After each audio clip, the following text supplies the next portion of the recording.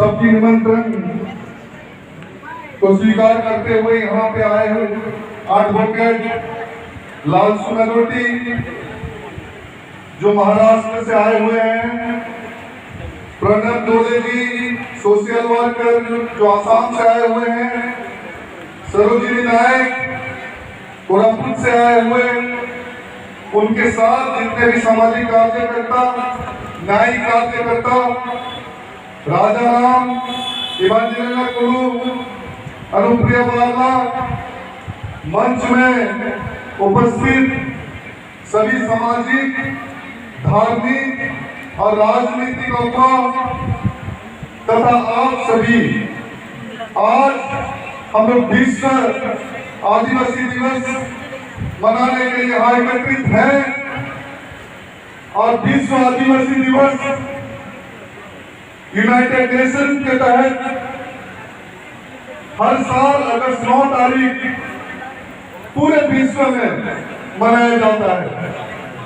आज इसी दिवस का एक आदिवासी होने के नाते मैं सबका स्वागत करता हूं, बधाई देता हूं और आज के दिवस को सफल बनाने के लिए हमारे जो भी कार्यकर्ता लेथा तिर्की जी, मंगलराम जी, देवेराम जी, सुप्रिया गिरो और उनके टीम, सभी वॉलंटियर को फिर से मैं बधाई देता हूं। ये साल विश्व में आदिवासी दिवस एक थीम के तहत मनाया जा रहा है।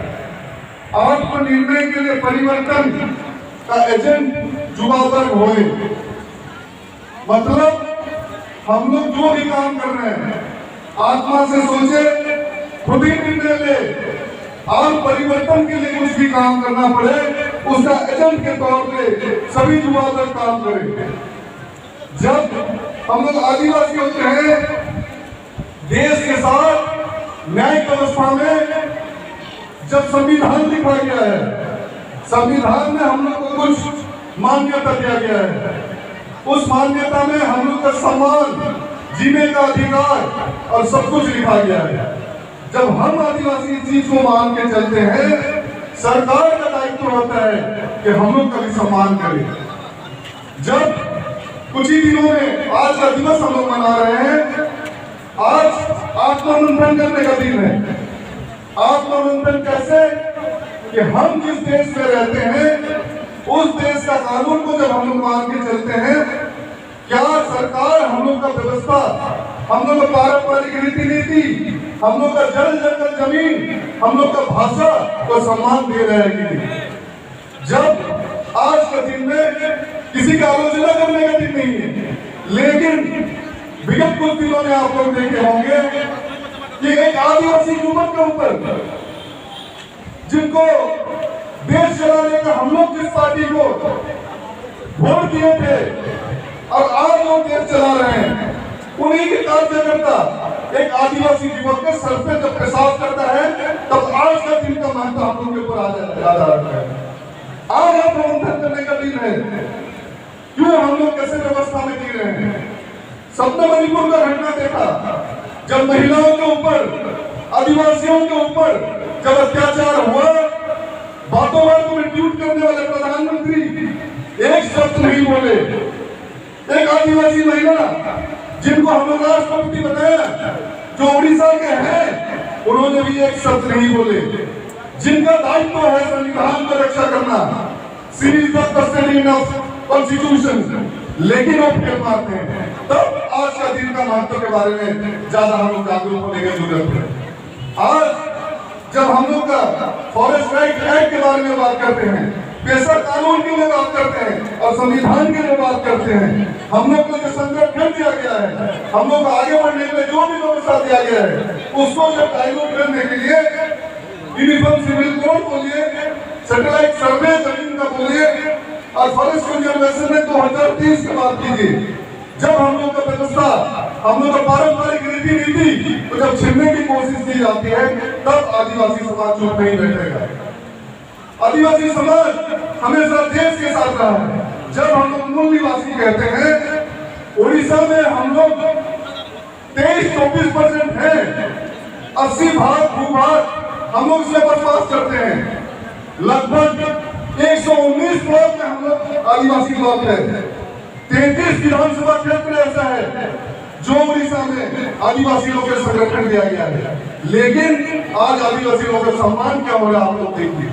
जब हम लोग जमीन के लिए आंदोलन करते हैं, जब बिना ग्राम सभा का शेड्यूल डिस्ट्रिक्ट में जमीन नहीं लिया जा सकता, 99% लोग जब विरोध करते हैं, तब भी जब राज्य सरकार और केंद्र सरकार हम लोग का जमीन छीन के कल कारखाना मालिक को पूंजीपति को देने के लिए जाता है, तब आज का दिन कमा हुआ है।